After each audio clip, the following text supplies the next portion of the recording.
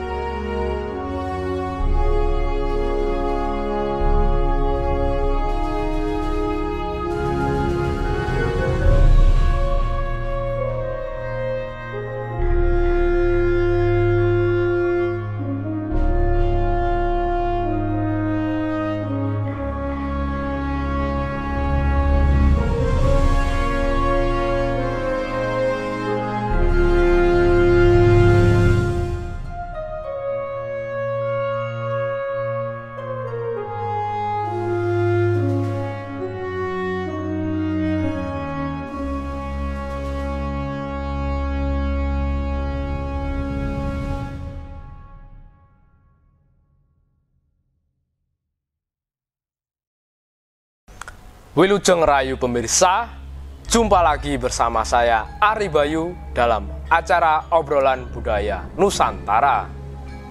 Nah, dalam kesempatan kali ini kita masih membahas tentang epos Mahabharata.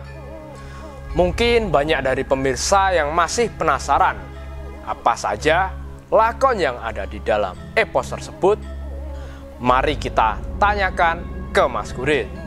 Nah, selamat malam Mas Gurit. Selamat malam Mas Bayu. Nah, setelah kemarin bercerita tentang lahirnya Parikesit, Ya. nah, saya masih penasaran Mas tentang tokoh tersebut. Karena sepengetahuan saya, nama Parikesit sendiri terdengar tidak asing di telinga masyarakat Jawa. Ya, ya. Nah, untuk pertemuan kali ini ada cerita menarik apa Mas tentang tokoh Parikesit? Oh ya Mas Bayu. Nah, melanjutkan cerita yang kemarin karena Mas Bayu masih penasaran dengan tokoh Parikesit itu tadi. Ada nanti yang akan saya ceritakan kali ini masih ada hubungannya dengan si tokoh Parikesit itu tadi. Nah, diceritakan pada saat itu Mas Bayu, diceritakan di negara Astina. Pada saat itu para Pandawa itu tadi, setelah kemarin saya juga mengisahkan mokswani para leluhur itu tadi, sepuh para Pandawa itu tadi. Nah, di situ para Pandawa itu tadi masih sedih, dia masih memikirkan tentang bagaimana kelanjutannya karena kehilangan para sesepuh-sesepuhnya itu tadi Mas Bayu. Nah, dan Prabu Puntadewa tadi diceritakan dia bermimpi, bahwa ada sebuah pohon pucang, akan tetapi berbuah wit kerambil, buah kerambil, dan akarnya tadi atau glugunya atau tunasnya itu tadi tumbuh lagi, setelah seperti itu. Nah, Krishna pada saat itu mengatakan bahwasanya mimpi tersebut ada suatu pralambang atau isyarat bahwa akan ada pergantian zaman, ada pergantian zaman, dan akan ada seorang raja yang akan diwinisuda menjadi raja besar nantinya, istilahnya seperti itu. Nah, tiba-tiba pada saat itu datang emban atau abdi dari negara Astina, Emban Ceti dari negara Astina, mengatakan bahwasanya Raden Parikesit, Raden Parikesit yang masih bayi tadi menangis sangat keras tadi, istilahnya orang mau menang, rewel, istilahnya seperti itu Mas Bayu. Nah, lalu bagaimana reaksi para Pandawa Mas mendengar Raden Parikesit itu menangis terus gitu? Nah, di situ orang yang berada di Pasamuan tadi, berada di rapat itu tadi, dia kaget, orang-orang berada di situ termasuk para Pandawa tadi segera masuk ke tempat si Abimanyu tadi, ke dalam keraton itu tadi. Nah, diceritakan pada saat itu para Pandawa tadi bergantian di situ mencoba membopong, memenangkan si Parikesit tadi, menenangkan si Parikesit, akan tetapi di situ tidak ada yang mampu, tidak ada yang bisa menghentikan tangisan si Parikesit itu tadi. Nah, pada saat itu karena sudah kebingungan tadi, tiba-tiba di situ datang Bathara Narada dari Kayangan tadi, Bathara Narada tadi datang Ejawantah tadi mengatakan kepada bayi tersebut dibopong oleh si Narada tadi, mengatakan bahwasanya yang nanti menjadi yang akan diwisuda menjadi raja besar di negara Astina itu tadi adalah si Parikesit itu tadi, Mas Bayu. Nah, hal tersebut ternyata membuat si Jabang bayi Parikesit tadi akhirnya berhenti menangis, berhenti dari rewel itu tadi, dan di situ diceritakan bayi Parikesit tadi setelah diberi janjinya oleh Narada itu tadi, di situ bayi Parikesit tadi tertidur pulas. Dia berhenti menangis, tertidur pulas, dan Arjuna pada saat itu juga bersumpah bahwasanya wahyu yang didapat oleh si Arjuna itu tadi akan diberikan semuanya kepada si Parikesit sebagai kekuatan atau piandel, istilahnya sebagai perlindungan kepada si Parikesit itu tadi, Mas Bayu. Nah, setelah persoalan tersebut selesai, si Parikesit telah diam dari tangisannya itu tadi. Menurut hitungan itu tadi, menurut si Kresna, hitungannya dari para Kurawa itu tadi belum masih ada yang tersisa, belumlah tewas semuanya. Menurut si Kresna itu tadi masih ada sisa-sisa dari para Kurawa yang masih hidup dan pastinya akan menuntut akan membalas dendam, istilahnya seperti itu. Nah, Kresna pada saat itu mengutus para Pandawa itu tadi untuk dan juga pada prajuritnya untuk bersiaga-siaga melakukan ronda malam jika nantinya takutnya jika ada sisa dari Kurawa itu tadi yang diam-diam menyelinap ke negara Astina untuk membalas dendam itu tadi. Dan pada saat itu meminta kepada Arjuna itu tadi untuk sebagai jaga-jaga meletakkan panah Pasopati di bawah tempat tidur si Parikesit itu tadi, Mas Bayu. Nah, ternyata di tempat lain yang namanya di hutan Minangsraya, di situ ada Raden Kartomarma dan Aswatama di situ, dan juga Resi Krepa itu tadi yang pernah saya ceritakan, dia adalah pamane si Aswatama, Mas Bayu, dari masih saudara dengan Resi Durna, istilahnya seperti itu. Dan di situ mereka bertiga tadi berdiskusi atas kegagalannya tadi mengejar si Banowati untuk membunuh si Banowati itu tadi, karena Kartomarma tadi mengatakan kepada Aswatama bahwasanya Aswatama tadi adalah anak dari seorang pandita. Dia seorang anak dari seorang pandita dan seorang batari bernama Batari Wilutomo. Pastinya Aswatama tadi memiliki sebuah senjata yang ampuh untuk mengalahkan para Pandawa itu tadi, Mas Bayu. Nah, terus apa yang dilakukan oleh Aswatama, Mas, mendengar perkataan tersebut? Nah, sebentar, Mas. Ya. Sebelum Mas Gurit jawab, silahkan diminum dulu, Mas. Oh ya.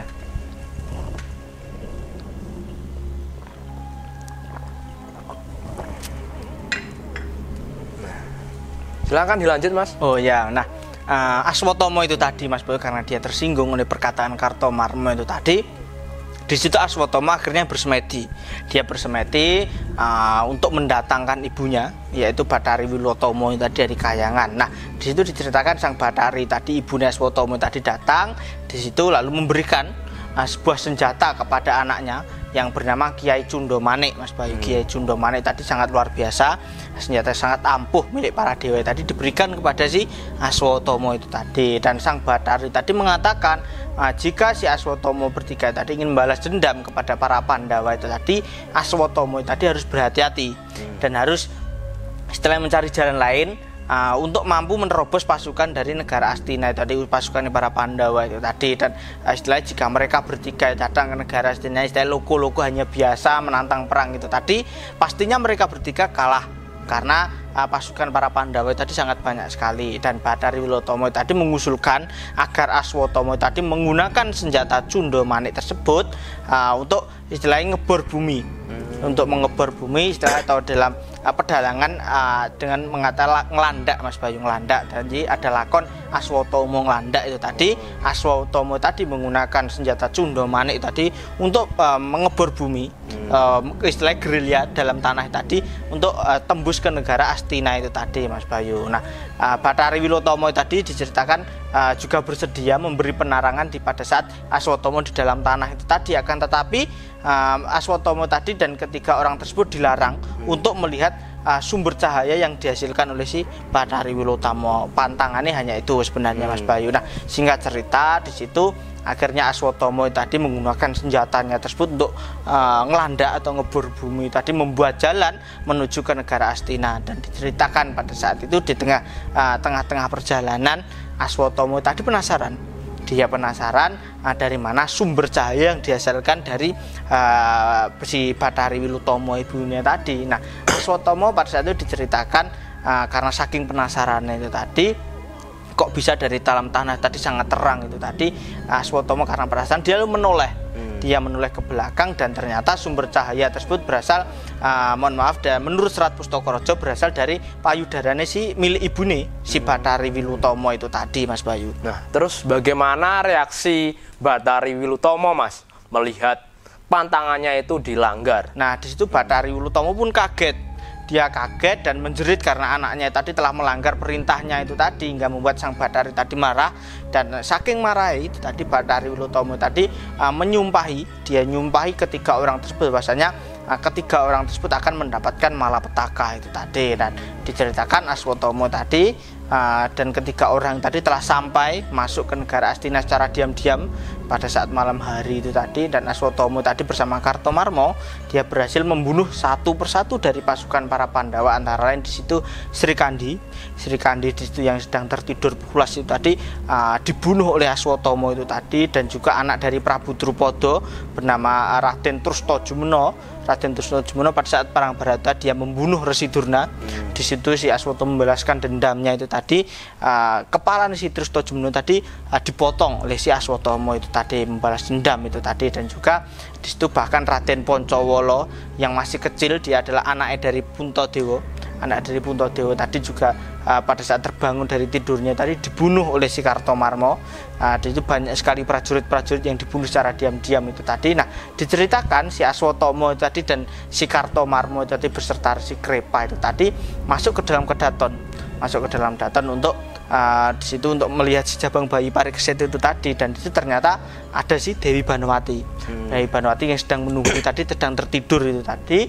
Dan Dewi Banowati tadi dibangunkan lalu disiksa. Dia disiksa oleh mereka, dibunuh pada saat itu, dihancurkan badannya oleh si Aswatama dan Kartomarma. Karena di situ si Aswatama dan Kartomarma tadi beranggapan bahwasanya kekalahan si para Kurawa itu tadi penyebabnya adalah si Banowati, karena mengira si Banowati tadi adalah mata-mata dari Pandawa itu tadi. Karena si Aswatama dan Kartomarma tahu bahwasanya Banowati tadi sangat mencintai si Arjuna. Seperti itu, Mas Bayu. Nah, singkat cerita tiga orang tersebut masuk ke dalam kamarnya Parikesit itu tadi. Pada saat Aswatama tadi akan membunuh bayi Parikesit itu tadi, di situ bayi Parikesit itu tadi malah tertawa. Dia tertawa. Nah, dan itu diceritakan menendang-nendangkan kakinya itu tadi di tempat tidur itu tadi. Nah, di saat si Aswatama tadi mengeluarkan pusakanya untuk membunuh si Parikesit itu tadi, di situ tiba-tiba kaki si Parikesit tadi ditendang-tendangkan ke tempat tidur itu tadi. Dan tiba-tiba pada saat itu panah Pasopati yang diletakkan Arjuna itu tadi terlepas dan mengenai ketiga orang tersebut, yaitu si Aswatama, Kartomarma dan juga si Resi Krepa itu tadi. Neratas janggane ketiga orang tersebut hingga membuat di situ ketiga orang itu tadi tewas semuanya di situ, Mas Bayu, karena panah Pasopati yang ditendang oleh si Parikesit itu tadi. Nah, geger pada saat itu negara Astina, geger atas kejadian tersebut. Dan di sanggit lain di situ diceritakan mayat dari ketiga orang tersebut oleh si Krishna itu tadi disabdo, istilahnya dalam bahasa Jawa disabdo, dan diubah menjadi hewan-hewan yang aneh-aneh, hewan yang sangat menjijikkan. Ada yang mengatakan Kartomarma tadi disabdo menjadi hewan Brengkutis, hewan yang sangat menjijikkan, jorok. Dan Aswatama menjadi hewan keuangan, dan Krepa itu tadi menjadi hewan engki-engkian. Ya, ketiga hewan tersebut itu tadi merupakan hewan yang jorok, tempatnya di tempat yang kotor, istilahnya seperti itu, Mas Bayu. Dan Arjuna itu tadi diceritakan setelah kematian si Banowati itu tadi dipateni oleh si Kartomarma dan Aswatama itu tadi. Si Arjuna tadi depresi. Dia depresi lalu pergi ke negara Astina seperti orang gila itu tadi tanpa pamit, karena dia patah hati. Orang yang sangat dia cintai, yang tunggu-tunggu tadi telah tewas oleh si Kartomarma dan Aswatama itu tadi, Mas Bayu. Nah, mungkin itu dulu, Mas Bayu, cerita tentang lakon Aswatama Nglandak yang berhasil terbunuh oleh senjata Pasopati yang ditendang oleh si Parikesit itu tadi, Mas Bayu. Ya, terima kasih ya Mas Gurit atas ceritanya tadi. Mudah-mudahan cerita yang Mas Gurit sampaikan bisa menambah wawasan untuk kita semuanya. Ya. nanti bisa dilanjut lagi di episode selanjutnya ya. Ya, Mas Bayu. Nah, itu tadi pemirsa cerita dari Mas Gurit tentang lakon Aswatama Ngelanda, yaitu Aswatama, Kartomarma, dan Resi Krepa yang tewas terkena panah Pasopati yang ditendangkan oleh Parikesit. Mudah-mudahan cerita yang Mas Gurit sampaikan bisa menambah pengetahuan untuk kita semuanya. Dan apabila ada salah-salah kata, kami mohon maaf. Tetap ikuti video kita selanjutnya. Tetap di Salam Budaya Nusantara.